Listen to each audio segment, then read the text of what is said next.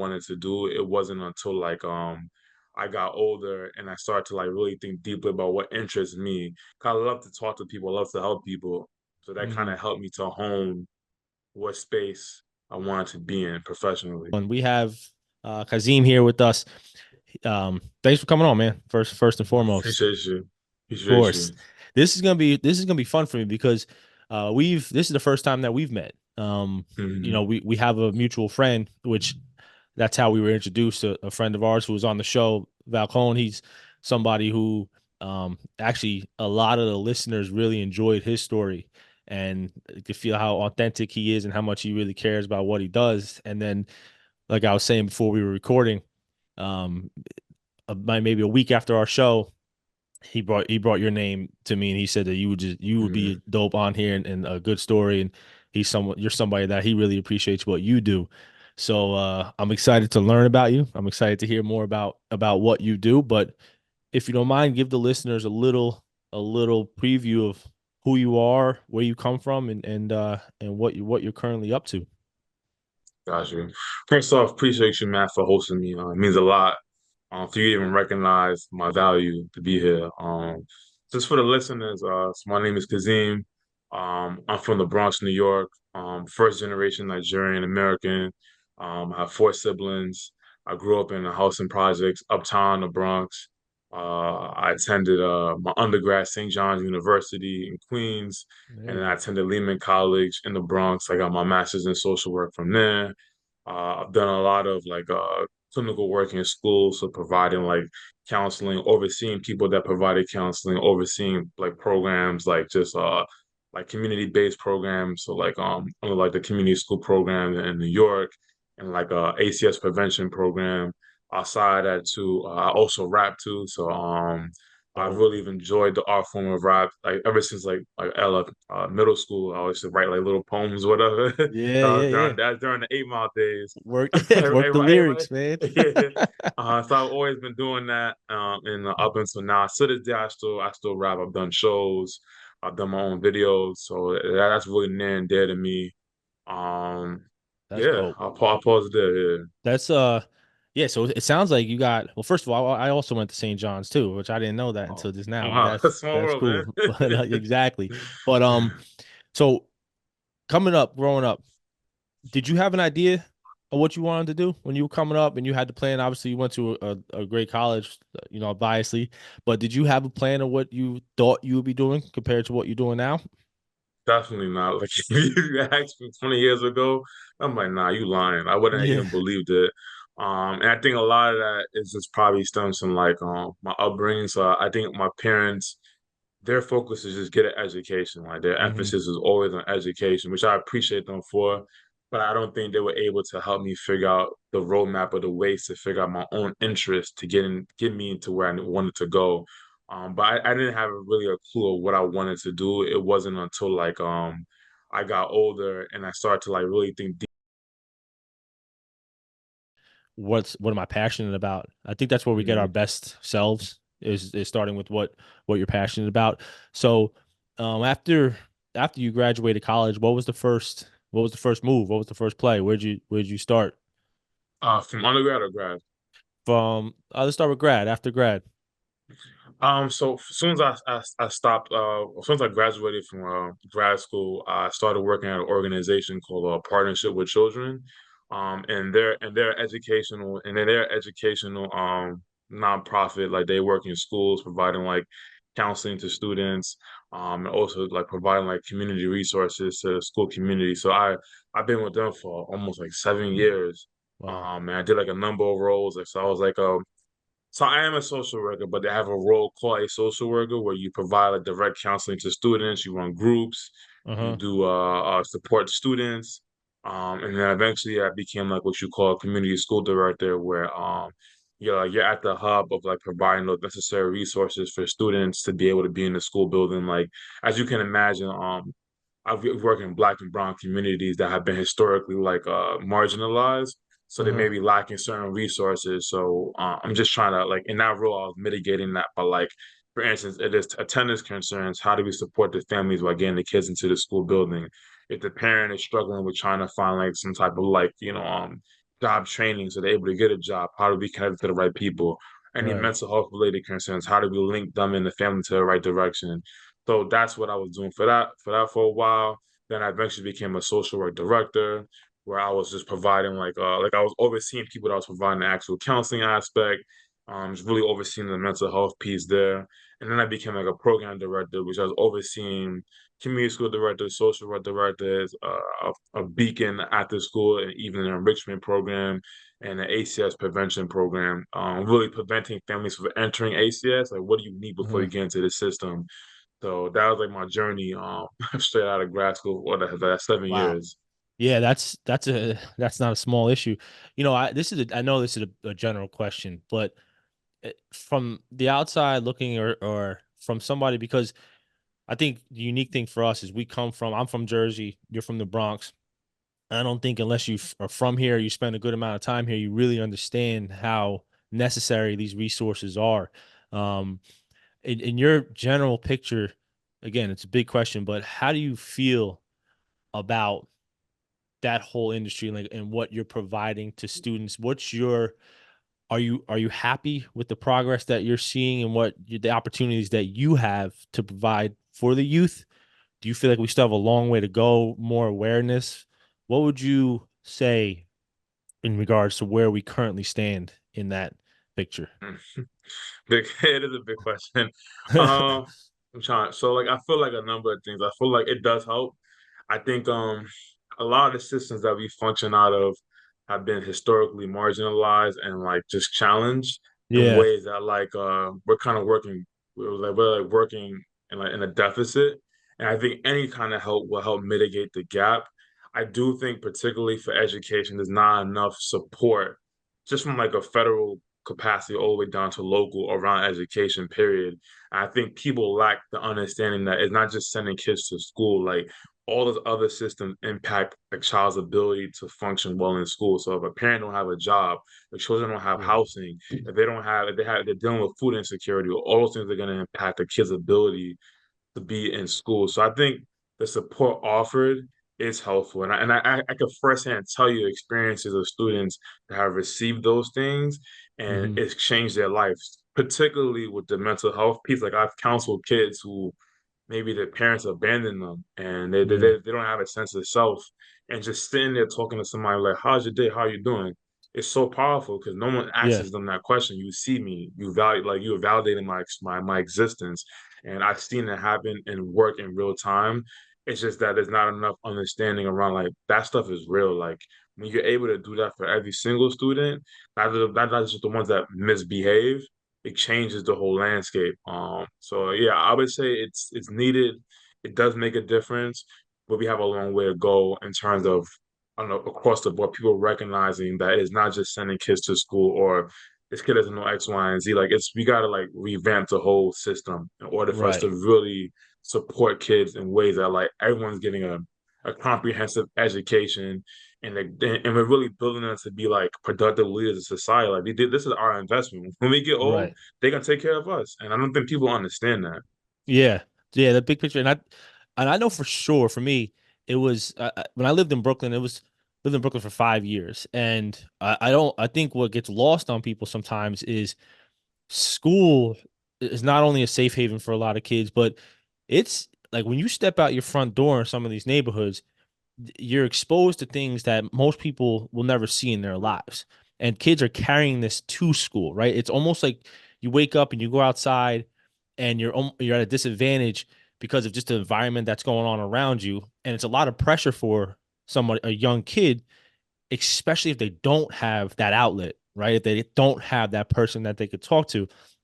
The in the mental health landscape for the youth, how has that changed over the last few years? I know there's a lot more awareness. I know we speak about it more than when I was growing up or we were growing up.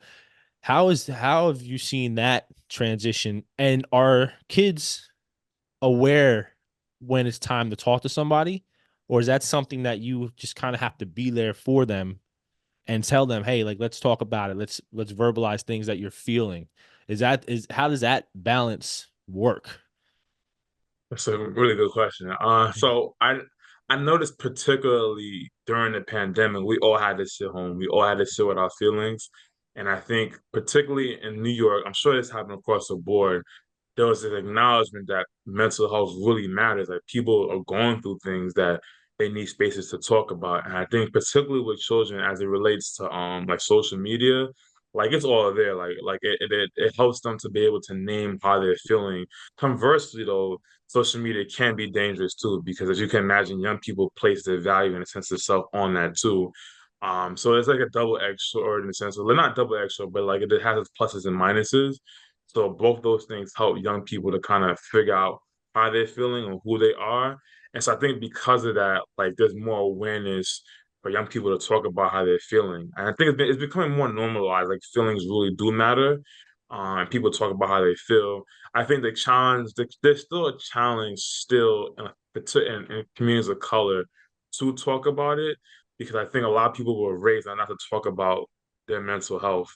So it's like taboo. I don't want to talk about X, Y, and Z, but it's like this very thing is impacting my functioning. So people are still making so it's like there's some pockets where like mental health has become more prominent and practiced well, and then there's some pockets where it's still taboo and people don't understand. They're not making the connections. But I have seen more of the awareness and the difference.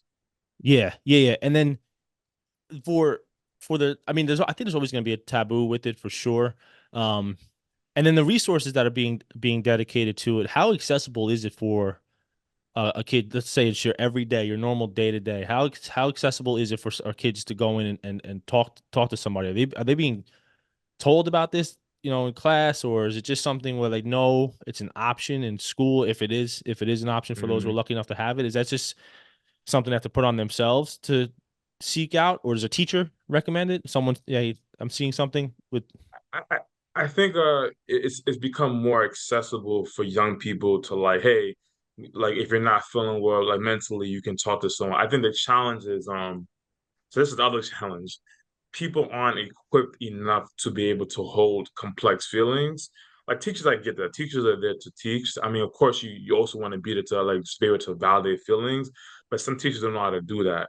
Not even with the counselors and the social workers, there's not enough. So like, depending on the size of the school, you can't allocate one counselor or social worker to 200, 300 students. That's insane. So I, Yeah, I think so. While the recognition of the work is there, there's still not enough funding around. Like you should have a proportionate amount of mental health professionals for all the students that are there. That's where still the challenge still lies. And so it makes me feel like are people still thinking of it as a nice to have or is it a must right, have? And right, so like but people are naming for children if you need to talk to someone, this is what you need to do. But they're still struggling with creating enough capacity for people to talk to, but for young people to have that access and to, because for instance, like I've experienced it myself. I've had a case of like a lot of students. Like I can only dedicate so much time to each student. Like like right. like you need to give allocated time for each student to have a high quality like therapeutic just options, and you don't get that if if I'm overwhelmed with too many Yeah, people. Yeah. yeah, yeah, for sure. And then how about the financial resources? Is that for let's say government funded programs, or other avenues that I may not be aware of? How do you feel as far as the communities that you're in? Do you feel like there's enough opportunity financially where you guys are able to also fund those projects and continue to grow that department? Or is that a struggle working with grants and loans in the communities that you're in? As it pertains to like that mental health and all those other community resources. I think we've made great strides, particularly in New York City, Oh, to good. secure funding around that. But what I've also experienced through the challenge is that like there may be other school environments that are not receiving any funding, and it's like talk about equity. It's not equitable that one school is getting all these resources, another Yeah. school's not getting anything, and it's like how do you like really like consider how every school is supposed to receive a certain amount of funding? So it's happening in certain pockets, and even then the schools that do receive some level of funding, they base it upon formulas, and it's like Hmm.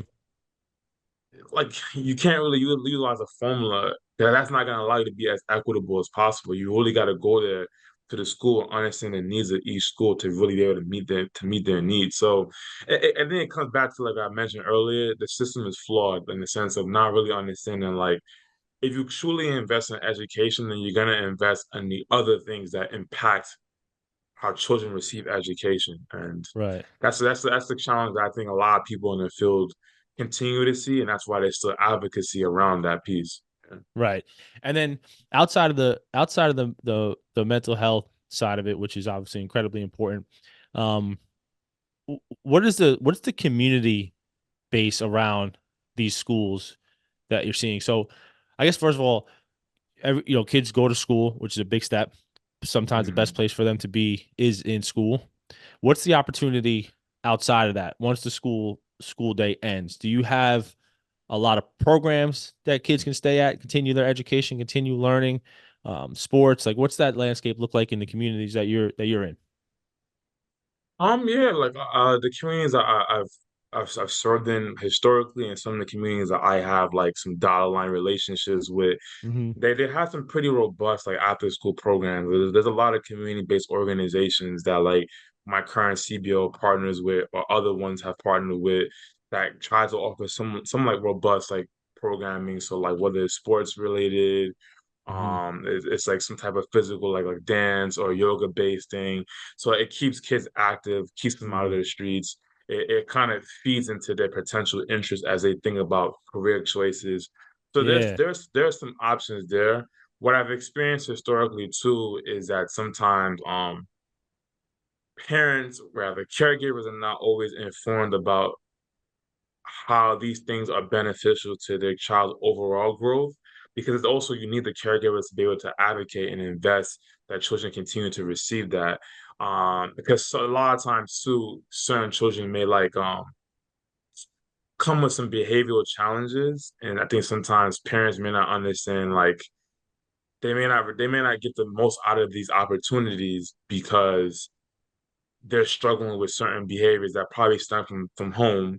And Right. it's not a matter of blame, but it's just a matter of getting parents more involved to have these conversations about how can we support your kids to really take advantage of the opportunities in this space. Yeah. I see that as one concern. I also see another concern around the spots too. Like sometimes there's not a lot of after school and like even in enrichment spots for the young people to attend. So then it leaves them in this awkward position, like, what do I do? I'm just Yeah. gonna play the streets because there's not enough slots for me. And so like sometimes some of these organizations function from a scarcity mindset, like we don't have enough, and that should not be the case. Yeah. Yeah. Yeah. I think that's the last thing that a fragile mind needs to hear, that we don't have space or room for you. Right. And I'm a big believer in exposure.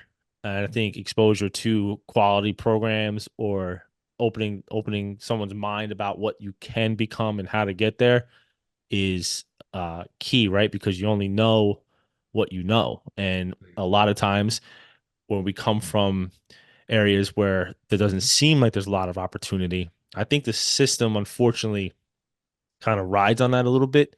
I think some people, this is just in my opinion, I know it's controversial, but I strongly believe that everyone doesn't have the same opportunity, right? I think some people have to create their opportunities a lot more than others, and that's fine. That's not a Mhm. knock on the ones who do have the opportunities, but I just think we have to be real about that and put that out there. And then for you personally, where where do you see yourself taking what you're doing now? Like, so you're in your position, you're obviously creating a ton of change for other people.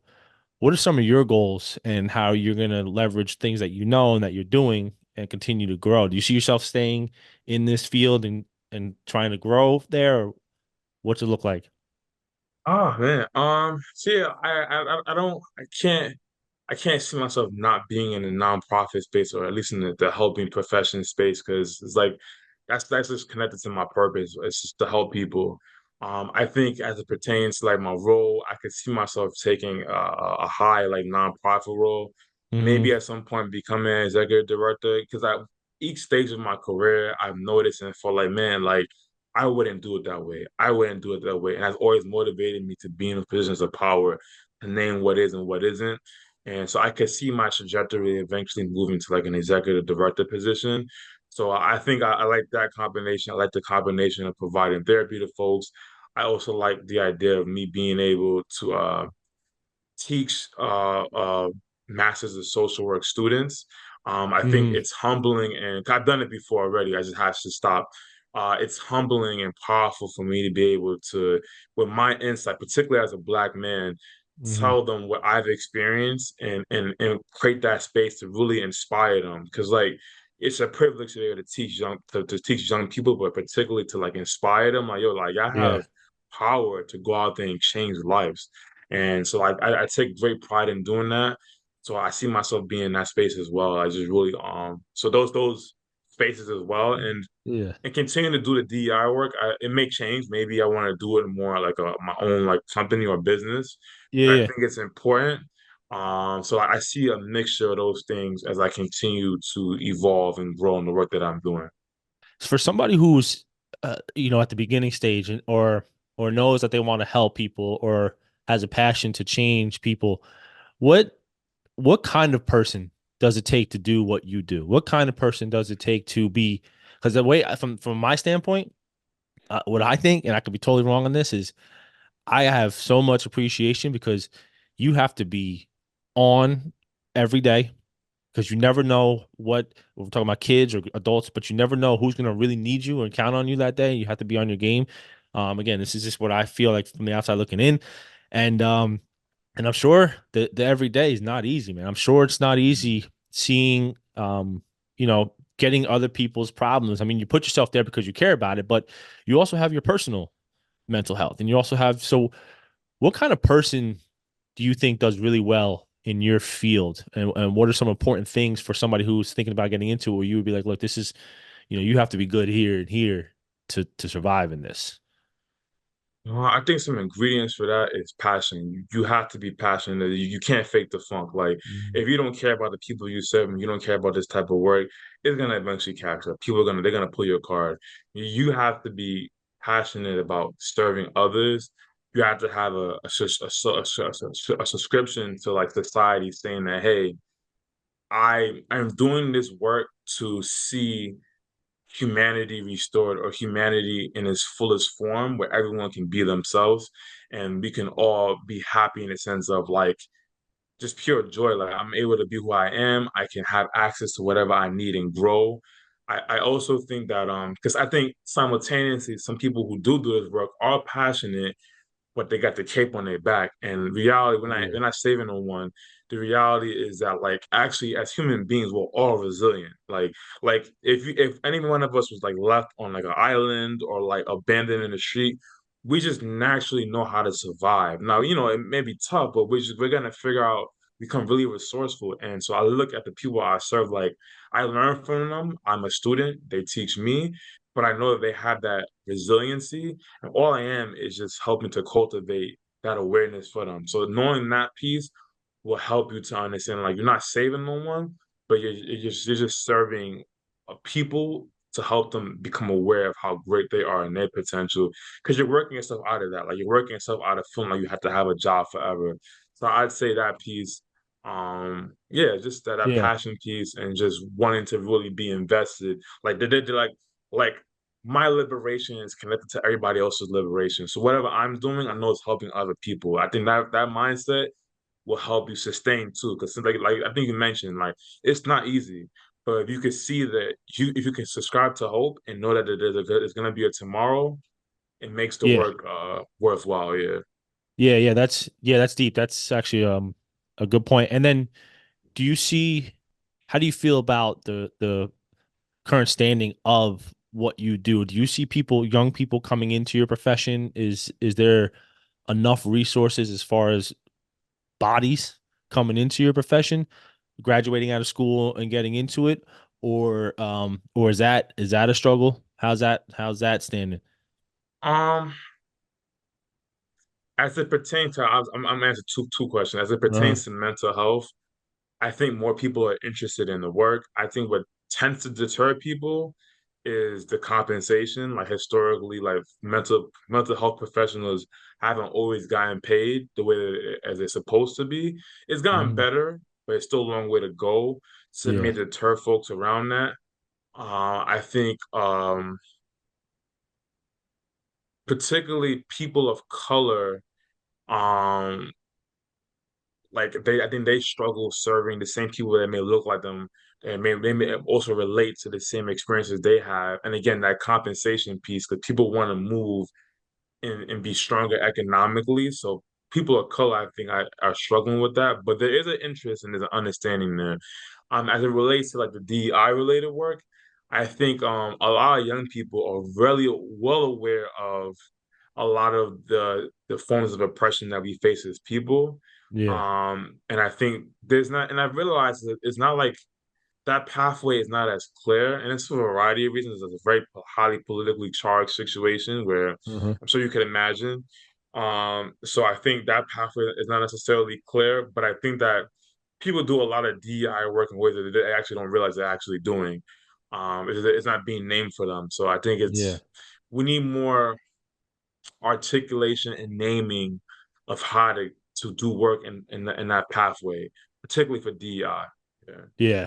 I'm gonna put a lot of pressure on you with this question again with a big one, but because I for the people listening, I think it's important to this is the first time me and Kazeem have ever talked, and I'm learning about this as I listen to you. So I'm asking you a lot of big questions because a lot of it I don't know.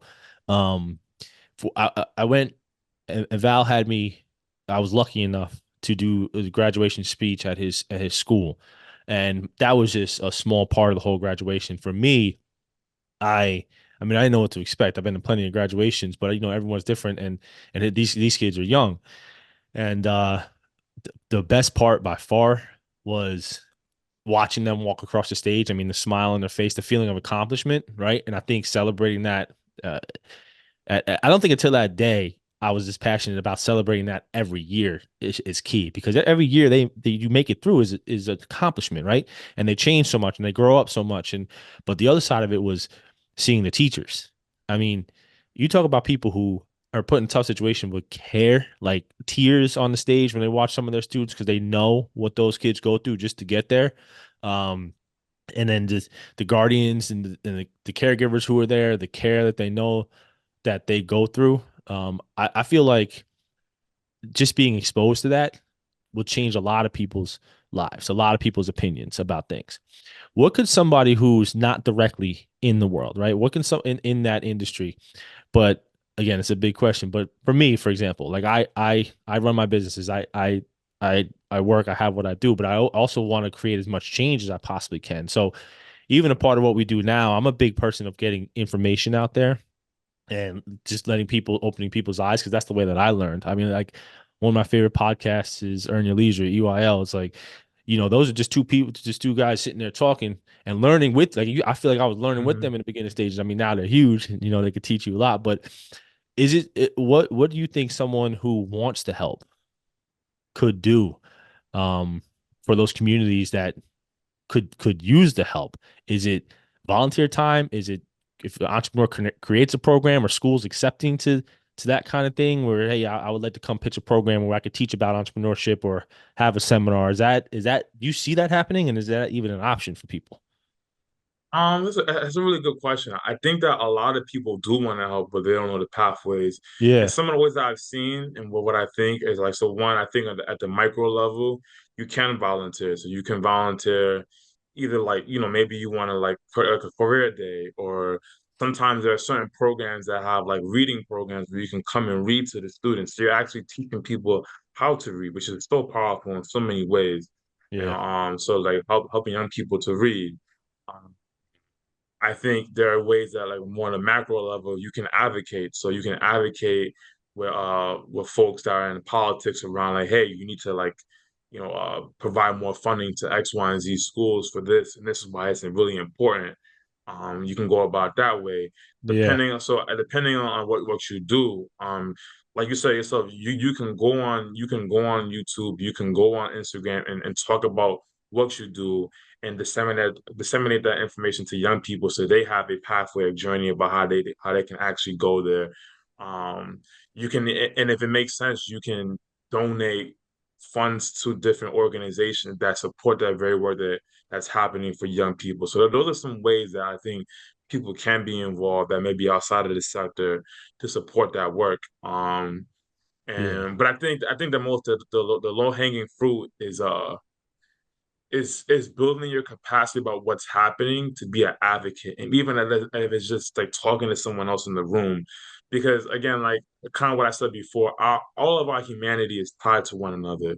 So when Hmm. you see it as that kid is a part of my community, you don't see it as, oh, those kids. No, that's a kid that like I have an equal investment to support and make sure that they're actually okay. Because again, we will get older, and they're our future. So Yeah. what are we investing in? If we're not investing in them, what can we expect for the future? That is the Yeah. future. Yeah. So I think it's also a mindset shift. Just shift your mindset to understand that piece, and your investment will change because you realize, wow, like that's really like that's what it is. So Yeah. yeah. Yeah, and it was really dope to hear um what some of the kids' dreams were and what to become. And I was sitting next to Val, and he was like the hardest part, like you hear these dreams and what they want to be. And then on our side as the administrators and the teachers, is just we care so much about them just making it to the next grade, get them to the next grade, get them to the next grade, which is key.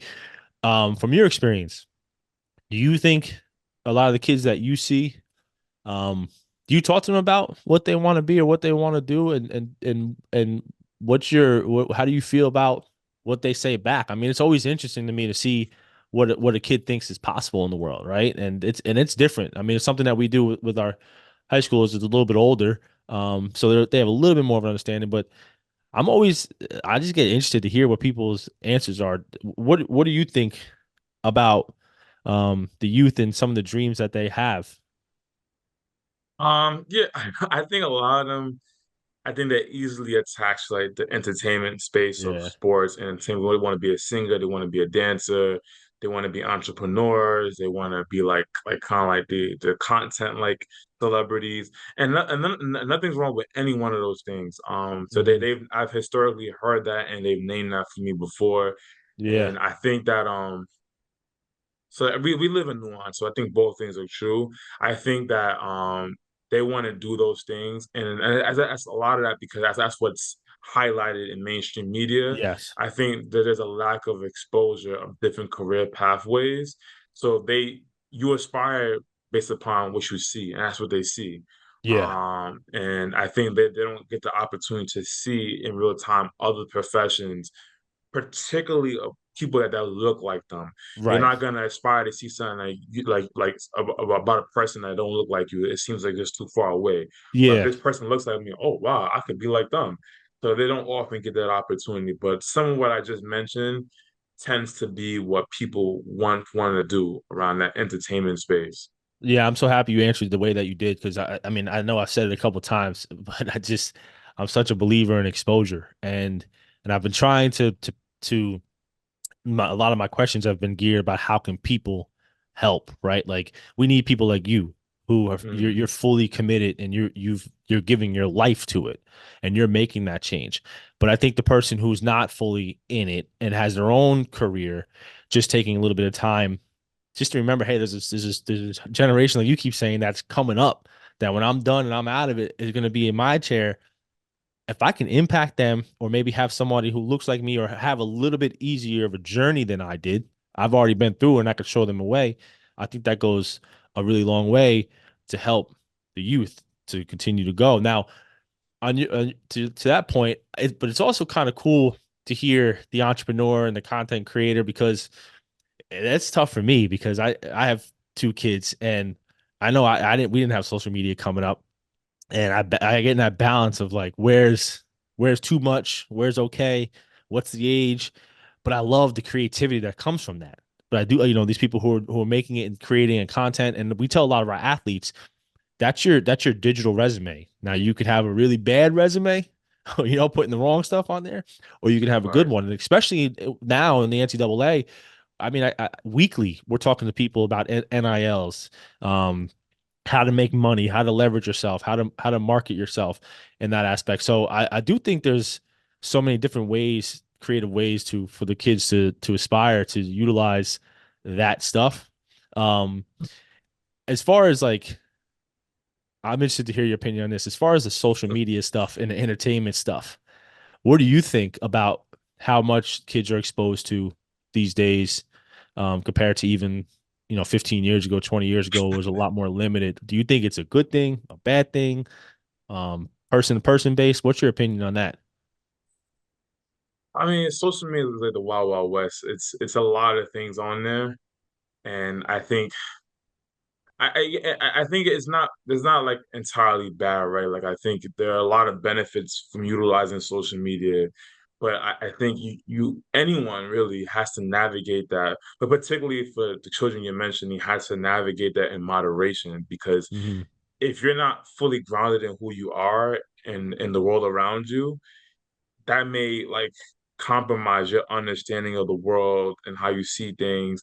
And it's important to understand, like, like kind of what you alluded to, like you use it for a purpose.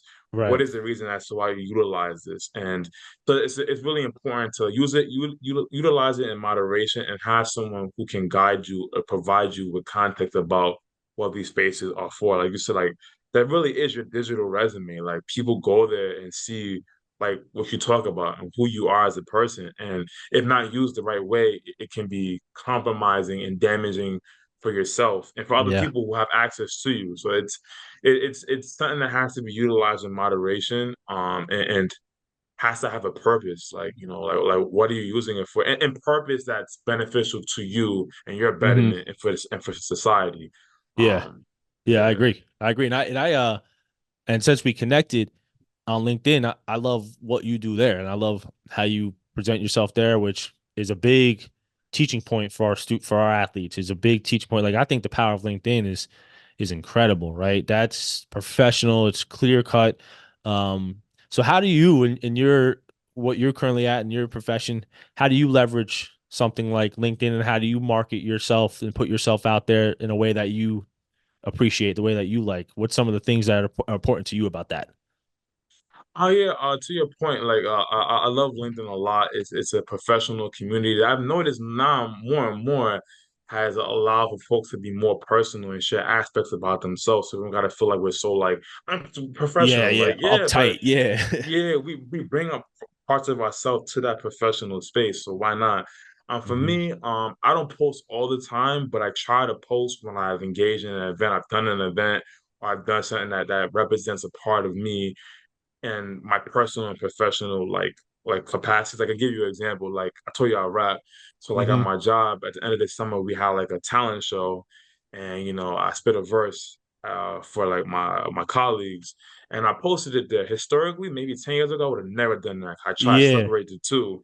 But the reality is that's who I am. So Yes. the world should know that.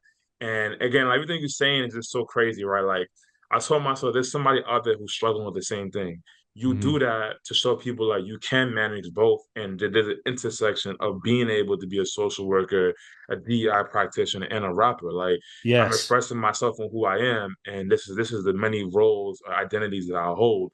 So I try to use it for that. I try to use it to like network and connect with other people for other events. I may want to collab with them, pick their Yeah. brain, learn from them. Sometimes people put content on there that helps me to understand the work that I'm doing and enhance my understanding. So it's really for educational and community like based, like just community belonging purposes that's helped me. Yeah. Yeah. Big time. And that I love that you're right. It's it was a period of time where LinkedIn felt like uptight, right? And then when I learned, and I learned this a lot through business myself, but I think people connect with you as a person. Your resume could be your Mhm. resume, but if you are true and honest in who you are, a lot of times businesses and networks and connections happen because people enjoy being around you. I spent a decade in the service industry and in the fitness industry specifically. And I mean, it goes without saying how much competition's in the fitness industry. You can go to a 24-hour gym, you can go to a gym that costs you $10 a month. You can spend as much as you want. You can go. So when I took my next step was I stopped trying to be so up and business first, and I started to put myself out there as my business and put me as a person. And I at that point where it turned around, and even the people that I hired and my team changed. I just went with what I felt was good. I mean, still professionally, but what I connected to and what my values were and what were important to me. And I think one of the biggest things that I preach is that grows your network, your power network. Your network becomes um, a lot more genuine, which it makes it easy. Not, I don't know if easy is the right word, but it makes it a lot better to be able to connect with somebody like we did, like where we could just, I was lucky enough to be able to send you a message and you were good enough to come on and jump on, and that's big. What's the power network for you? Like, how has that helped you in your career as far as networking, meeting people, and continuing to grow? Give somebody who's younger, who's about to get into the professional world, your tidbit on how important it is to meet, network, and genuinely meet people. Yeah, to your point, any young person that's listening to this, networking is powerful. Like you're gonna find that you're gonna get into a designated field and you're gonna price to the same people over and over again. Even if you don't even talk to them. Like I seen this person at Hmm. another conference. And it's Yeah, important to talk to these people because you never know if that person's gonna end up being your supervisor, your boss, or your future colleague. And again, sometimes meeting certain people opens certain doors for you. And it may not hmm, be a door that's open directly with compensation, but it could be an opportunity that eventually leads to that. It could be an opportunity for growth.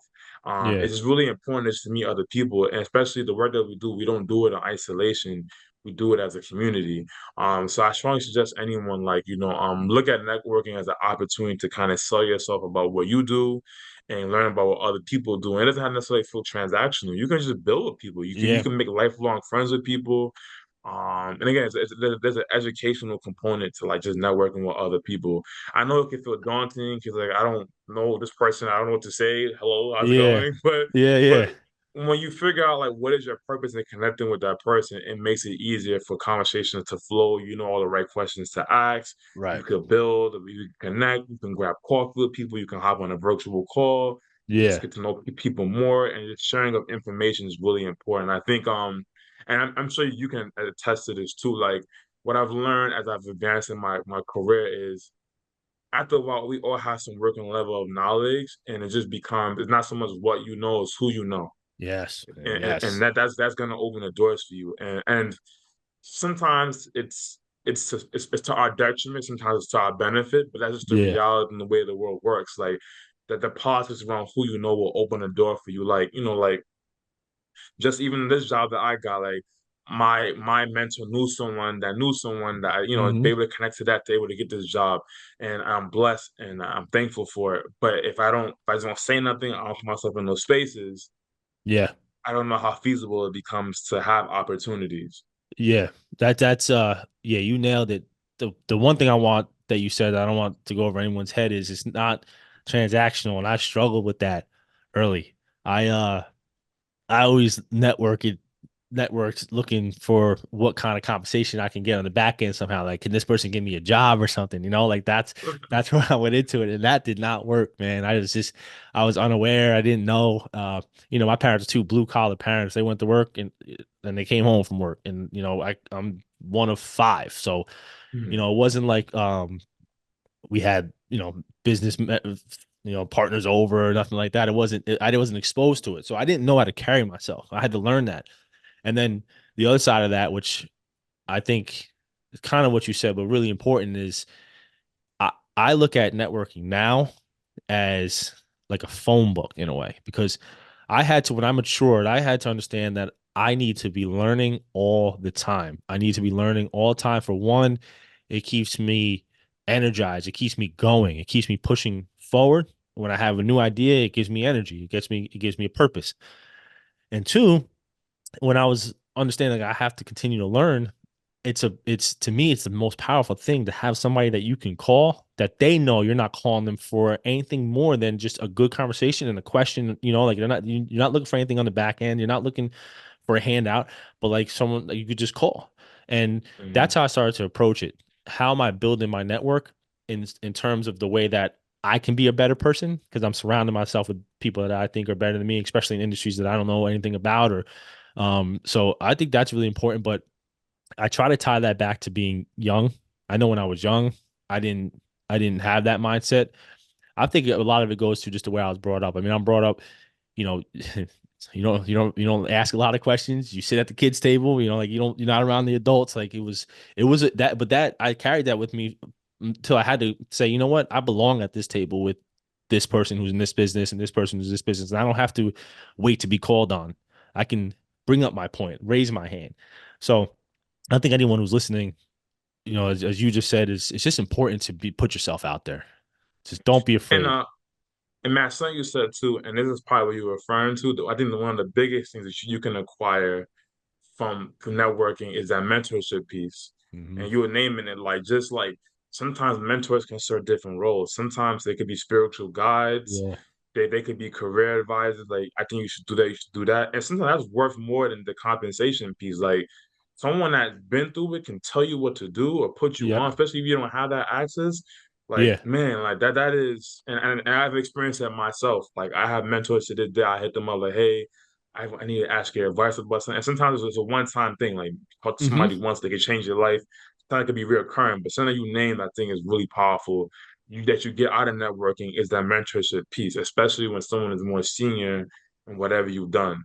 Yeah. Yeah. And I think the big thing, which I want everybody to know, is I really believe this now that more people are willing to help you than you think. I used to be nervous, like who's gonna want to talk to me, like help me with this? They got their own thing going on.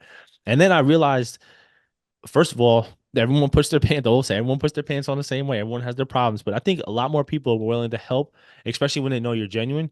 And it's very rare where I feel like I meet somebody and we talk and they don't want to help or they don't want to be there, especially if you're at like some type of event. Everyone goes to an event for that, but even outside of that, and I think it ties back to LinkedIn. I often find like people who I like what they're doing, I appreciate what they're doing. I just usually try to actually connect with them, not just become friends, connect with them on the LinkedIn way, but hit them up with a message. Tell them, hey, I'm a fan of what you do. I appreciate it. And the amount of people that answer that and often, sometimes reciprocate and give you the same message, that's dope to me too. And for what I did in my business, I was inside people's homes and I worked with some people who their title is intimidating as hell. But then when you're in someone's home and you're working with them, and especially like in the fitness industry, and you get to realize, man, he's just a regular person like me. And it's funny because just not that long ago, I saw this quote by Obama, and he was like, it wasn't until I sat at the table that I realized I belong. Like, like I everyone, saw, I saw that too. right? Like that hit, that Yeah, hit. So that's the message that I think is important for people who are listening or are younger or who are looking at, their future as it does can feel overwhelming for sure. But I think that one of the biggest steps you could do is put yourself out there, meet people, and go and talk to people. Um, but listen, man, I think this was one of my favorite ones. This show with you. I mean, I appreciate your time. I'm not trying to keep you over, but I want to thank you for what you do. Um, from someone who's not in it and doesn't get to see it all the time. Anytime I'm exposed, and I think it's good for it to get out there and how many people are trying to help and how much more we can help. I think is important. It's a platform for the message to get out there. But for you personally, I know it's hard. I know the day to day is hard, and I know oftentimes dealing because like I said, my mom had experience. I know dealing with other people's problems a lot. You tend to forget about yourself, and when you put people first, that's your nature. So I appreciate everything that you're doing, man. I think it's obviously appreciate well you. needed, but um, this one was fun. I mean, I went into this with no understanding of where we were going to go with it, and I think it rolled smoothly, and I could have gone another hour, but before we hop off, how can people or someone who connected with you and feels your message, how can they touch base with you? Is LinkedIn the best way to get in touch with you or Instagram? What's the best way that I could put in the bio where someone can connect with you if they have any questions or anything like that? Yeah, I say for sure, definitely hit me up on LinkedIn. They can reach out to Okay. me via LinkedIn, and we can start a conversation. And we can figure something virtual or in person. And I'm more than happy to help and support anybody, whatever it is they may be inquiring about. I got you. That's dope. Yeah, that's dope. That's what I'll do. I'll put the LinkedIn. I'll tag it in the bio. But Kazeem, I thank you for your time, man. This was dope. Oh man, my You know, pleasure. I hope it's not the last one. We gotta do this where we check in periodically, and see what's Yeah, I was going gonna on. say, whatever, however I can support your platform, however we can Thank you. connect, I'm here, man. I'm incredibly grateful and humble to even just share what I know. You know what I mean? So whatever Yeah, I can do, for sure. thank you. I appreciate you, man. Well, I'm gonna get you off of here. And until next time, thank you for joining, and thank you everybody for listening.